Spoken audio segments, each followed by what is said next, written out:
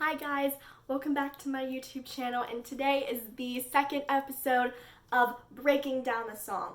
And in these videos I'm going to be breaking down songs obviously from big musicals that I know, and we're going to be analyzing them, finding the hidden meanings behind the words, and also things that people wouldn't notice if they heard the song for the first time. So in order to do one of these songs, I have to understand the character, and analyze the character. And you have to do that by starting at the very beginning and learning everything that happens in the show. And so for this one, I'm going to be doing Who Lives, Who Dies, Who Tells Your Story from Hamilton, which is the last song, obviously.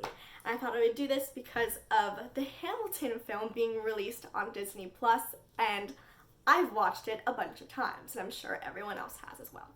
So, when we do these kinds of things, if we have to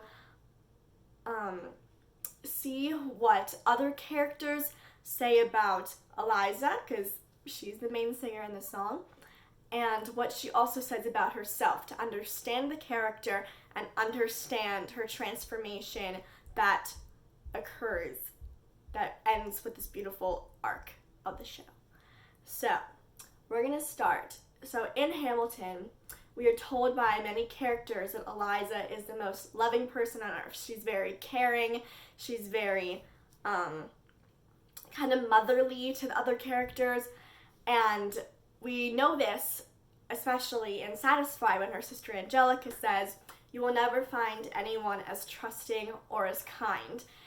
And the word trusting is a nicer term for naive. And however, I don't really think Eliza is naive as much as she is finding the positive side to every situation, and also seeing the best in people. Sorry, if I look up, it's because I have my whole speech typed out behind the camera, that way I don't get off track. And so there's two big themes that we see throughout the show, and it's that Eliza sees the best in everything. She sees the positive side. She's the positive energy during the entire show, and also that she kind of feels inferior to her sister, and that is really important to the end of the show, which closes everything together. So, the first time we see Eliza being the positive energy is in the Schuyler sisters. Angelica, is the loudest. She's also very angry. She's very, progressive.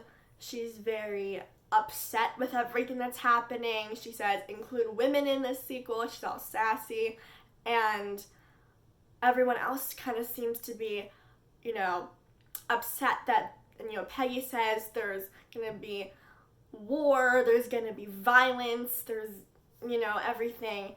And Eliza's the one who says, well, look around at how lucky we are to be alive right now, to be living through history, to be making our own statement, and to be changing the world for the future. And that's Eliza's point of view. That's her positive energy that comes in.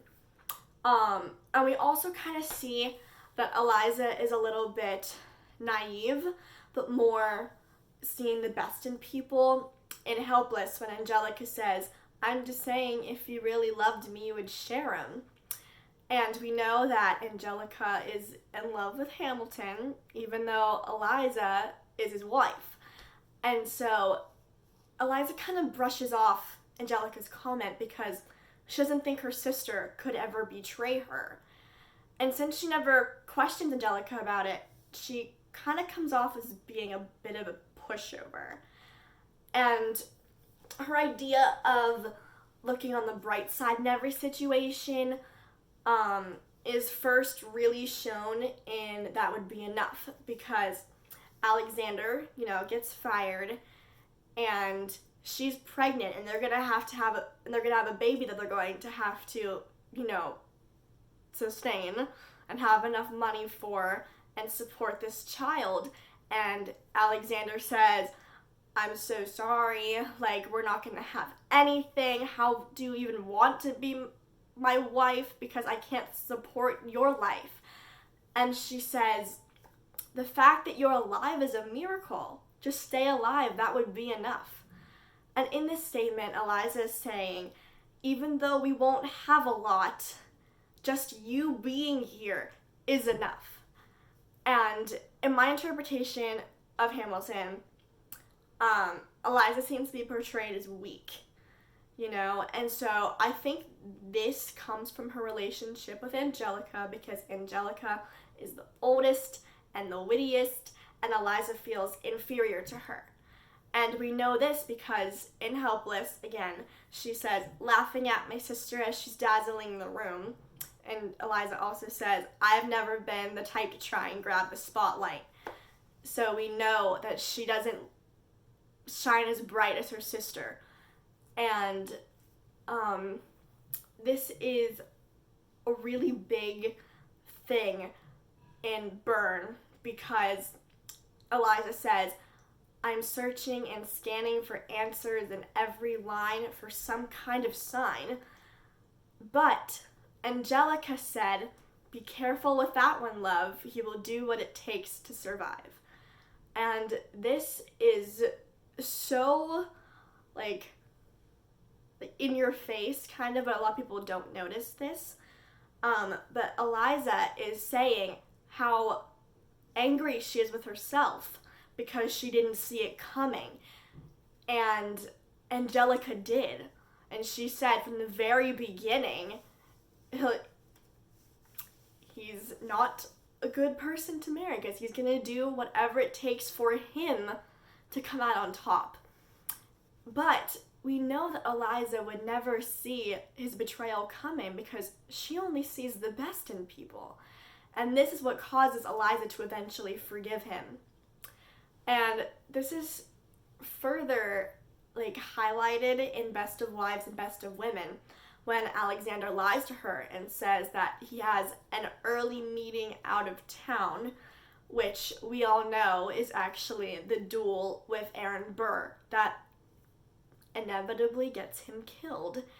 And Eliza doesn't think twice about it. She doesn't say, well, it's still dark, why are you leaving if it's not till morning, and why is it out of town, what kind of meeting is not going to be in New York,